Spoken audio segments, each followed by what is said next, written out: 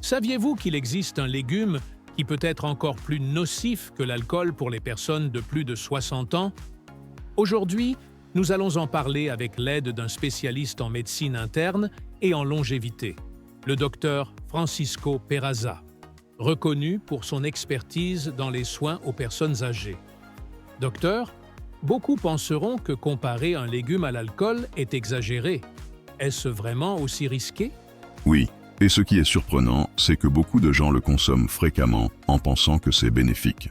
C'est justement pour cela que je souhaite expliquer quels légumes ne doivent pas manquer dans l'alimentation après 60 ans, et lesquels, au contraire, peuvent accélérer le déclin physique et mental. Chez mes patients, j'ai observé que certains légumes favorisent l'inflammation, affectent la pression artérielle et peuvent de même impacter la mémoire. Mais tout n'est pas que mises en garde. Il existe aussi des aliments qui deviennent de véritables alliés. L'un d'eux est le chou rouge, également appelé chou violet.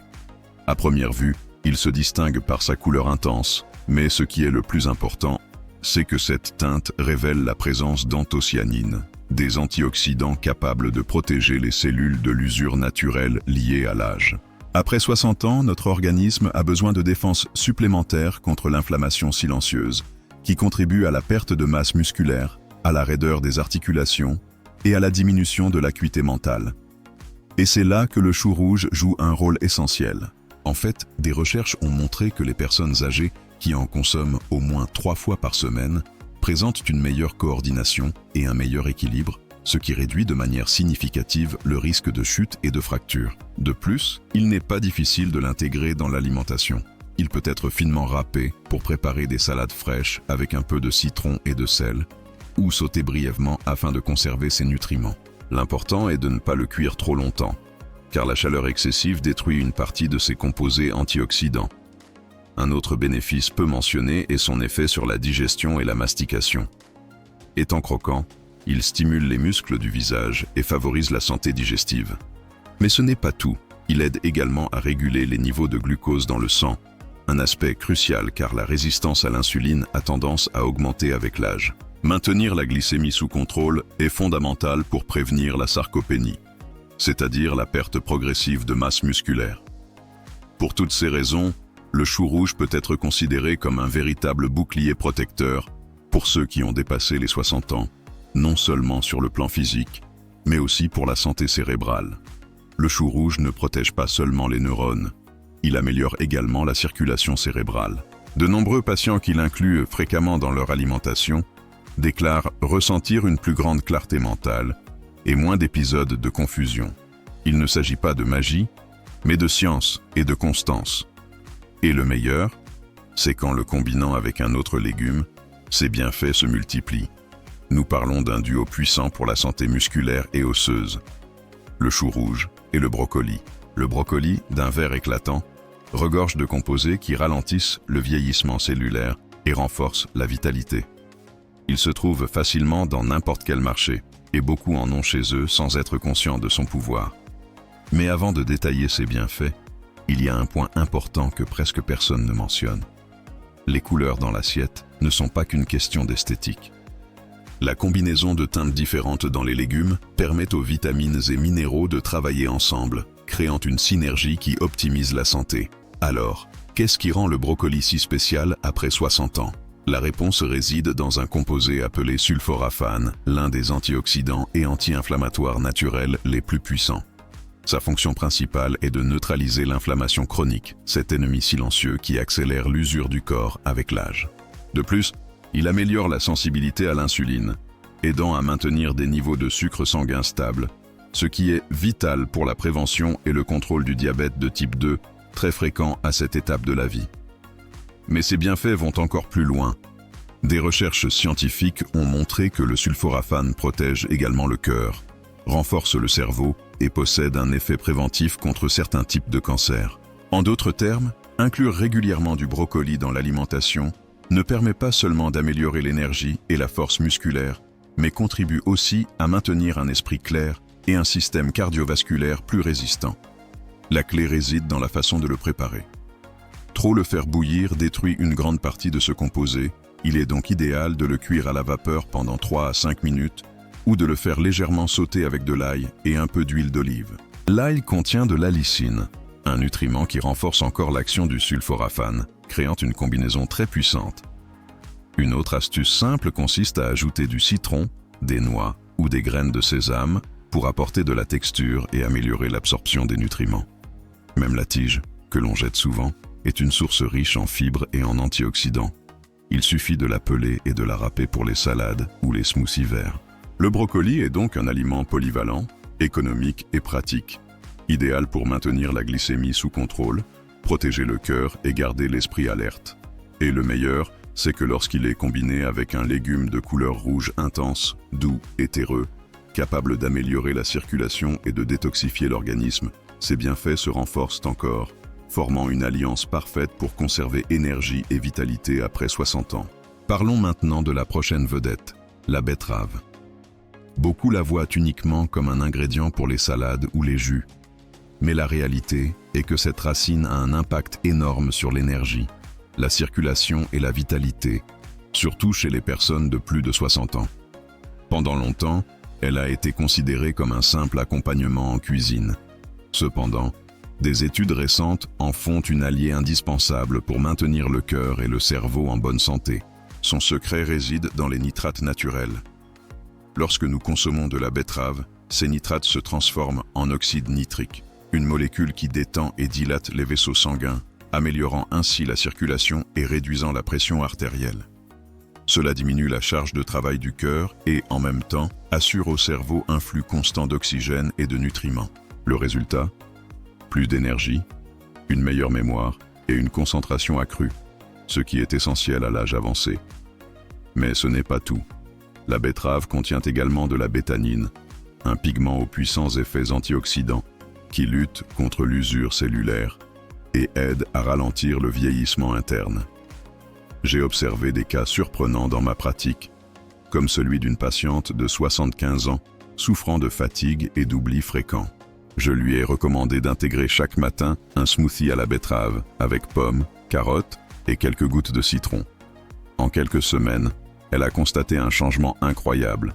Plus d'énergie, plus de lucidité et une vitalité que même ses petits-enfants ne pouvaient égaler. Ce n'est pas de la magie, c'est de la science appliquée de manière constante.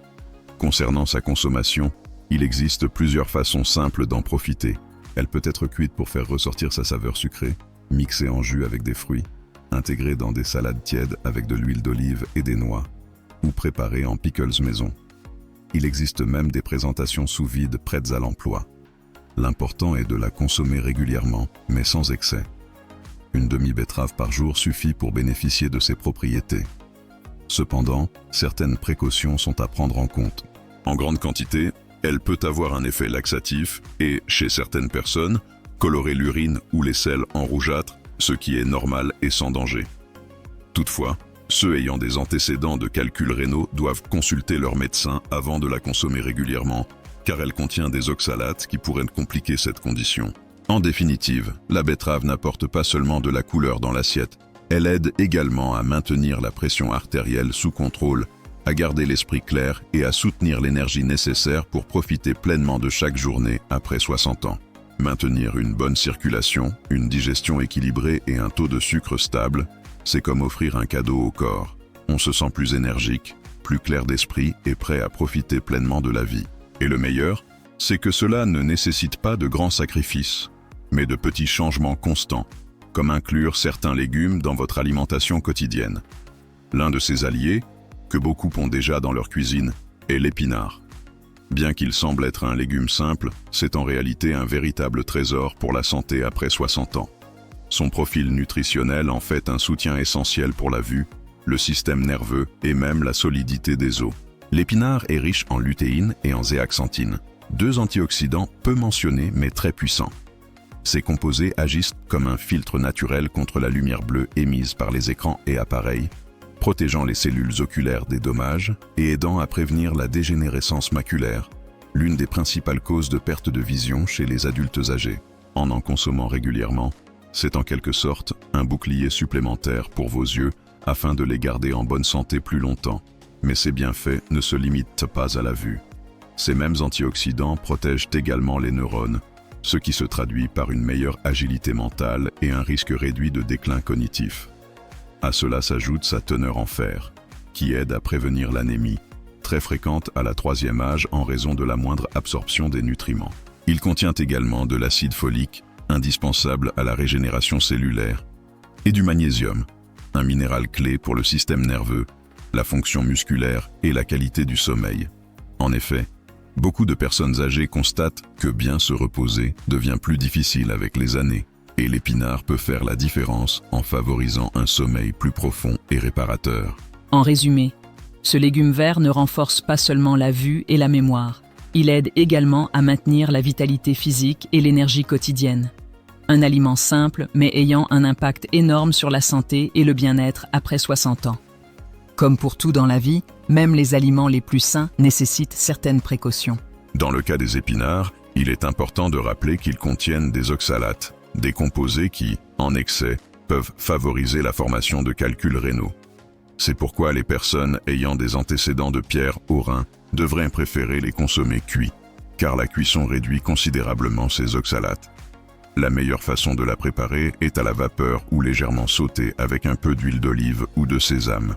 En plus de la rendre plus légère pour l'organisme, ces préparations facilitent l'absorption des vitamines liposolubles telles que les vitamines A, E et K.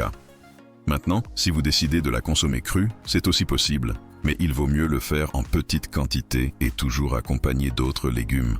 Quelques idées pratiques pour l'intégrer dans votre alimentation quotidienne. L'ajouter aux soupes, ragoûts, salades mixtes ou même aux smoothies verts avec des fruits, ce qui adoucit son goût et facilite sa consommation. Avec la régularité, vous remarquerez clairement ses bienfaits.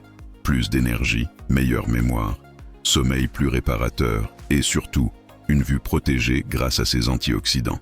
Un simple plat d'épinards par jour peut faire une énorme différence pour la santé à long terme. Après les épinards, qui prennent soin des yeux, de la mémoire et des muscles, il est temps de parler d'un autre légume sous-estimé mais puissant, le chayote. Sa saveur douce et sa polyvalence le rendent facile à inclure dans toutes sortes de préparations. Mais le plus important est sa richesse nutritionnelle, particulièrement adaptée aux besoins du corps après 60 ans. Le chayote se distingue par son apport en lutéine et en zéaxanthine, des antioxydants qui protègent la vue de la lumière bleue et aident à prévenir la dégénérescence maculaire, l'une des principales causes de perte de vision chez les personnes âgées. Mais ils ne protègent pas seulement les yeux. Ils sont aussi neuroprotecteurs, soutenant l'agilité mentale et réduisant le risque de déclin cognitif. De plus, il apporte de la vitamine C, essentielle à la production de collagène et à la santé des os, de la peau et des vaisseaux sanguins. Il contient du potassium, clé pour réguler la pression artérielle, et une combinaison d'acide folique et de magnésium qui renforce les muscles, le système nerveux et les processus de régénération cellulaire. En résumé, le chayote n'est pas un simple accompagnement, mais un véritable allié pour maintenir l'esprit clair, la vue forte et le corps en équilibre après 60 ans. Le chayote est un allié précieux pour ceux qui souhaitent rester actifs et forts après 60 ans. Sa teneur en fibres et sa faible valeur calorique en font un aliment idéal pour soutenir la digestion et contrôler le poids, ce qui est fondamental à mesure que le métabolisme ralentit et que le risque d'accumulation de graisse, qui affecte le cœur et la mobilité, augmente. Sa polyvalence en cuisine est un autre grand avantage. Il peut se consommer cru dans les salades, cuit à la vapeur, bouilli ou sauté. Le préparer légèrement permet de préserver ses nutriments et sa texture douce. De plus, le combiner avec un peu d'avocat ou d'huile d'olive améliore l'absorption de ses vitamines liposolubles. Une façon simple de commencer à l'intégrer est dans les soupes, les salades mixtes ou en purée maison avec de l'ail et de l'oignon. L'important est d'en faire une habitude, car ce sont les petits changements quotidiens qui génèrent des résultats durables. Cependant, bien que nous parlions souvent des bienfaits de légumes comme le chayote, les épinards, le brocoli ou la betterave, il existe aussi un côté moins connu. Certains légumes peuvent être plus nocifs que l'alcool s'ils ne sont pas consommés correctement, surtout chez les adultes âgés. Après 60 ans, le corps devient plus sensible et certains de ces légumes, à cause de leurs composés naturels ou d'une mauvaise préparation, peuvent provoquer des inconforts légers jusqu'à des complications hépatiques ou neurologiques. Les identifier et apprendre à les consommer correctement est essentiel pour éviter des risques inutiles. Un exemple clair est le maïs. Pour de nombreuses familles, Il représente tradition, saveur et souvenir. Mais avec l'âge, l'organisme le digère différemment et les problèmes commencent. Son indice glycémique est élevé, ce qui signifie qu'il augmente rapidement le taux de sucre dans le sang. Cela oblige le pancréas à produire davantage d'insuline, ce qui est particulièrement préoccupant pour les personnes prédiabétiques ou résistantes à l'insuline. Dans la vie quotidienne, cela se traduit par de la fatigue après les repas, une sensation de baisse d'énergie, de la confusion mentale ou un manque de vitalité. Même sans consommer de dessert ni de boissons sucrées, l'habitude de manger trop de maïs, surtout sous forme transformée comme le pop-corn micro-ondes, les tortillas industrielles ou le maïs en conserve sucrée, peut déséquilibrer la glycémie et devenir un risque silencieux pour la santé. Un exemple très illustratif est celui de Don Ernesto Molina, 66 ans. Bien qu'il ne consommait ni soda ni sucreries, son taux de glycémie restait élevé et il se sentait de plus en plus fatigué chaque jour. En analysant ses habitudes alimentaires, nous avons découvert que le maïs faisait partie de tous ses repas, soupe, accompagnement et bien sûr tortilla. Ce qu'il ignorait, c'est que son corps ne digérait plus cet aliment de la même manière qu'à sa jeunesse. L'indice glycémique élevé du maïs augmentait constamment son taux de sucre dans le sang. Avec quelques changements simples, comme le remplacer de temps en temps par du riz complet, du brocoli ou du chou-fleur, il a réussi en quelques mois non seulement à stabiliser sa glycémie, mais aussi à retrouver énergie et vitalité. Cela nous amène à une question fréquente. Faut-il éliminer complètement le maïs? La réponse est non. Le problème n'est pas le maïs frais en soi, mais les quantités et la manière dont on le consomme. L'épi tendre, cuit simplement et en portions modérées, peut faire partie de l'alimentation de certains adultes âgés, à condition qu'il n'y ait ni résistance à l'insuline, ni diabète diagnostiqué. Le secret réside dans la modération et dans le recours à des méthodes de préparation traditionnelles, comme la nixtamalisation, un procédé ancestral qui réduit son indice glycémique et le rend plus facile à digérer. Pour ceux qui souhaitent continuer à en profiter sans compromettre leur santé, il est conseillé d'éviter les versions industrialisées comme les céréales sucrées, les tortillas commerciales de faible qualité ou le pop-corn micro-ondes chargé d'additifs. À la place, privilégier le maïs frais et l'accompagner de protéines ou de légumes riches en fibres aide à ralentir l'absorption du sucre. Par exemple, une petite portion avec des haricots ou une salade verte peut équilibrer son effet sur l'organisme. Et si l'on souhaite le remplacer sans perdre de variété à table, des alternatives comme le riz complet, le quinoa, le brocoli râpé ou le chou-fleur en grains fonctionnent très bien. Le maïs n'est cependant pas le seul légume nécessitant une attention particulière après 60 ans. Un autre aliment très présent dans nos assiettes est la pomme de terre. Bien que nous l'associons à la tradition familiale et à la cuisine maison, la réalité est qu'à cet âge, elle peut devenir une arme à double tranchant. La pomme de terre appartient à la famille des solanacées, tout comme la tomate et l'aubergine, et contient des composés naturels tels que la solanine et la chaconine. Ces substances sont toxiques en excès et se concentrent principalement dans les pommes de terre vertes, endommagées ou germées. Leur consommation peut provoquer des troubles digestifs allant jusqu'à des problèmes neurologiques. Mais le plus grand défi avec la pomme de terre est son impact sur la glycémie. C'est l'un des aliments ayant l'indice glycémique le plus élevé, ce qui signifie qu'il fait rapidement augmenter le taux de sucre dans le sang. Chez les personnes âgées, qui tolèrent moins bien les pics de glycémie, cela se traduit par un stress accru pour le pancréas et un risque plus élevé de diabète de type 2 et d'inflammation chronique. La bonne nouvelle, c'est qu'il n'est pas nécessaire de l'éliminer, mais d'apprendre à mieux la préparer. La cuire à la vapeur ou au four avec la peau et la laisser refroidir avant de la consommer favorise la formation d'amidon résistant, qui agit comme des fibres et aide à contrôler la glycémie. En revanche, il faut éviter les fritures et les purées riches en matières grasses. Et, bien sûr, ne jamais consommer de pommes de terre vertes ou germées. Un exemple illustratif est celui de Don Miguel, 68 ans, amateur de frites. Sa glycémie et sa tension artérielle étaient hors de contrôle. Après avoir réduit la fréquence des fritures et introduit davantage de légumes à faible indice glycémique, il a commencé à ne consommer des pommes de terre qu'1 à 2 fois par semaine, cuites et froides. En seulement 3 mois, ses niveaux de sucre et de tension se sont nettement améliorés et il a retrouvé de l'énergie. La conclusion est claire. Le maïs comme la pomme de terre peuvent rester à notre table, mais préparés avec soin et en quantité modérée. Autrement, Ce qui nous procure du plaisir aujourd'hui peut se transformer en ennemi silencieux pour la santé après 60 ans. L'important n'est pas de diaboliser certains aliments, mais de reconnaître qu'à mesure que nous vieillissons, notre corps change et réagit différemment. C'est pourquoi la clé réside dans des choix éclairés. Et avant de continuer, je profite de l'occasion pour t'inviter à t'abonner à la chaîne, car ici tu trouveras des informations précieuses pouvant faire une grande différence pour ta santé. Continuons. Lorsque l'on parle de la famille des solanacées, il existe un légume qui passe souvent inaperçu mais qui cache des secrets intéressants, l'aubergine. À première vue, elle semble inoffensive, et pour beaucoup, c'est un ingrédient délicieux et polyvalent. Cependant, comme les autres légumes de sa famille, elle contient des composés qu'il est important de connaître, surtout après 60 ans. L'aubergine, tout comme la pomme de terre, possède des alcaloïdes tels que la solanine, bien que dans une concentration moindre. Ces substances ont une fonction défensive pour la plante, mais dans notre organisme, si elles sont consommées en excès ou de manière inappropriée, elles peuvent être toxiques. Le risque augmente lorsque l'aubergine est immature, consommée crue ou en grande quantité. Pourtant, tout n'est pas négatif.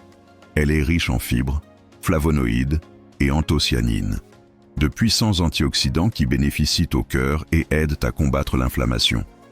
La clé réside dans la préparation et la modération.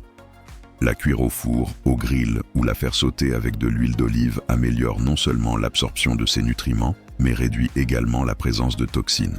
En revanche, la consommer crue peut provoquer des inconforts digestifs ou articulaires, surtout chez les personnes ayant des problèmes rénaux ou de l'arthrite, car elle contient des oxalates susceptibles de favoriser la formation de calculs ou d'intensifier l'inflammation des articulations. Un exemple illustratif est celui de Madame Carmen, 72 ans, qui a commencé à souffrir de douleurs articulaires plus intenses après avoir intégré de grandes portions d'aubergines crues dans ses salades. En ajustant la quantité et en modifiant le mode de préparation, ses douleurs ont diminué en quelques semaines et elle a retrouvé sa mobilité. Cela montre que l'aubergine n'est pas un aliment à éliminer, mais qu'elle doit être consommée avec précaution et en quantité appropriée. Et si vous pensez que seule la pomme de terre et l'aubergine ont ces particularités, attendez, car il existe un autre légume qui semble frais et inoffensif à première vue, mais qui peut aussi représenter un risque s'il est consommé de manière inadéquate. Il s'agit du jicama, cette racine rafraîchissante et croquante que l'on apprécie surtout par temps chaud.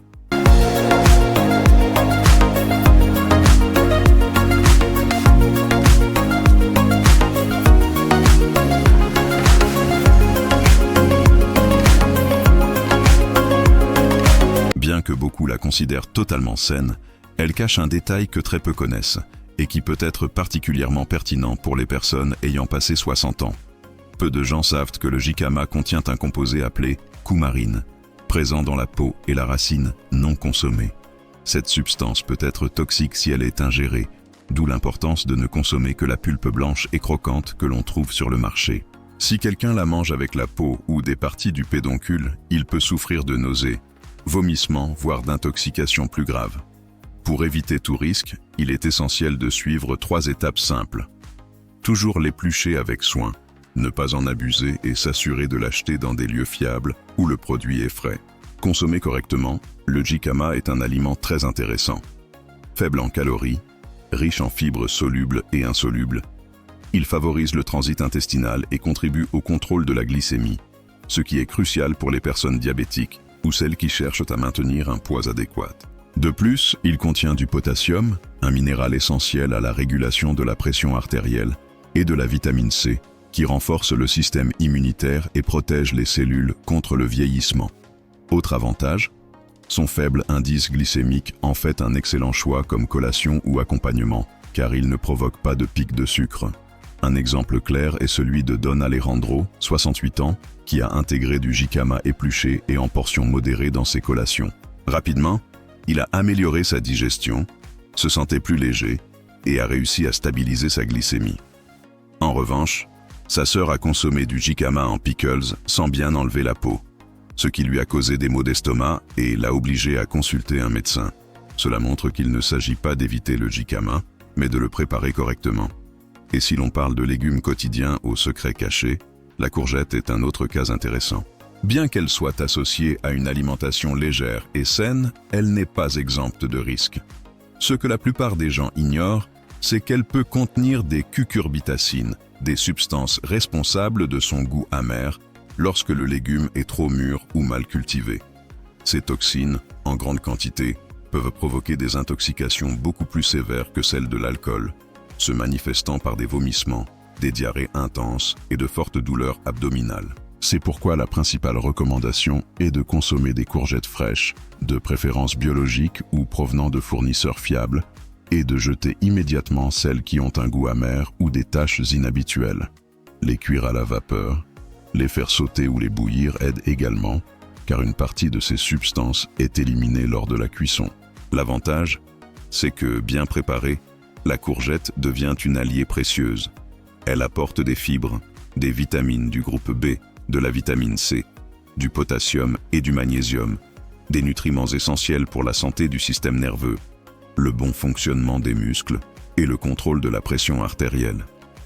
Un exemple concret est celui de Madame Martha, 70 ans, qui a souffert d'une légère intoxication après avoir consommé de la courgette amère intégrée dans un ragoût. Bien qu'elle se soit rapidement rétablie, cette expérience a laissé un enseignement précieux. Il faut faire attention au goût, à la texture et à l'apparence de ce légume avant de le consommer. En conclusion, le jicama comme la courgette sont des aliments très bénéfiques, à condition d'être préparés et consommés correctement. Il ne s'agit pas de les éliminer de l'alimentation, mais de connaître leurs risques et de les gérer de manière responsable pour profiter pleinement de leurs véritables bienfaits.